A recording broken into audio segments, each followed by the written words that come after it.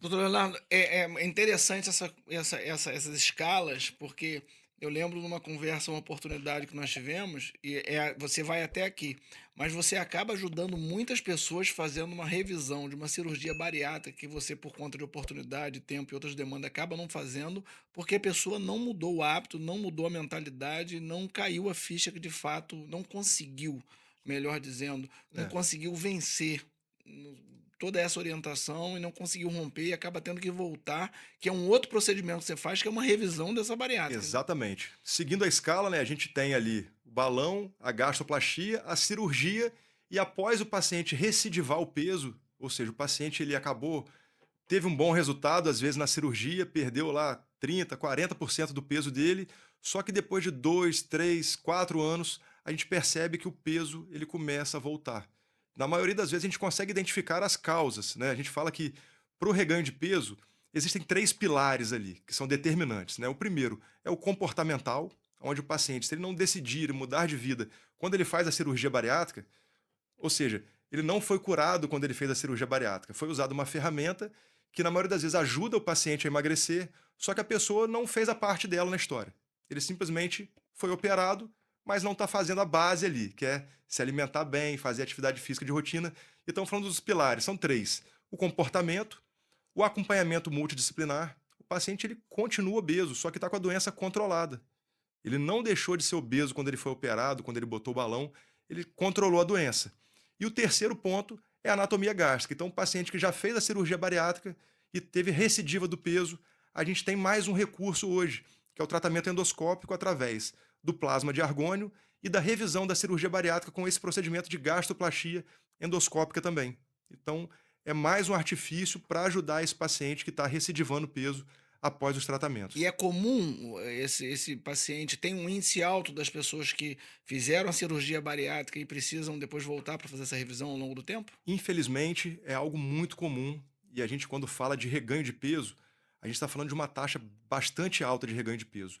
Em torno de 40% dos pacientes que fazem a cirurgia bariátrica, ou seja, o paciente foi submetido ao procedimento maior que existe, né, para Brasil. controlar a doença, ele consegue controlar, ele recidiva peso e a gente acaba tendo que, de novo, fazer uma intervenção para voltar a ajudar ele a caminhar novamente de uma forma mais correta, adequada, para que ele volte a emagrecer. Então a gente tem hoje aí esse recurso da redução do estômago pós-cirurgia bariátrica para ajudar esse paciente que está tendo reganho de peso. Então, em torno de É. 40% das pessoas acaba reganhando peso. Naturalmente, a gente que está do outro lado da mesa e não tem o privilégio de estar acompanhando essas pessoas, a gente não tem a noção plena do desafio assim que é, né?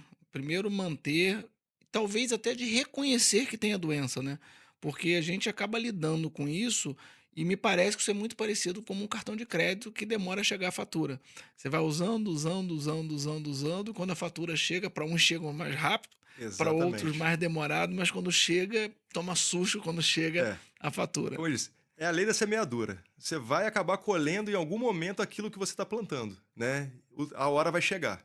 E às vezes chega através de outras doenças, onde você vai ter percepção. O paciente vai ter diabetes, pressão alta, apneia do sono, esteatose hepática, que são doenças muito graves e de potencial até de fatalidade.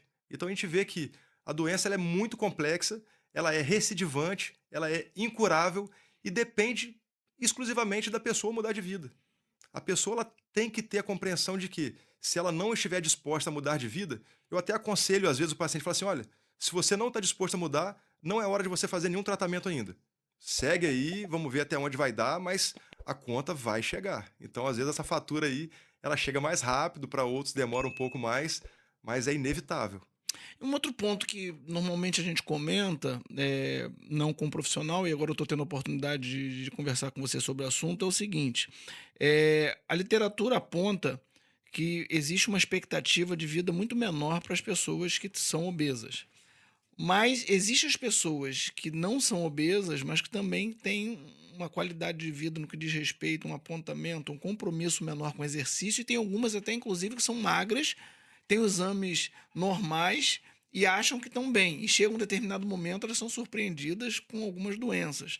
A gente pode classificar apenas como Pessoas com grau de risco maior, o obeso, ou as pessoas também que têm uma vida sedentária, porém aparentam estar um pouco mais fininha, também estão incluídas nessas pessoas que estão envolvidas nessa zona de risco por conta do sedentarismo? Sim. Algumas doenças ela têm característica genética, então elas serão inevitáveis, né? Algumas doenças, como alguns tipos de câncer, né? Até o diabetes. Outras são, elas acabam acontecendo por conta de complicações da obesidade.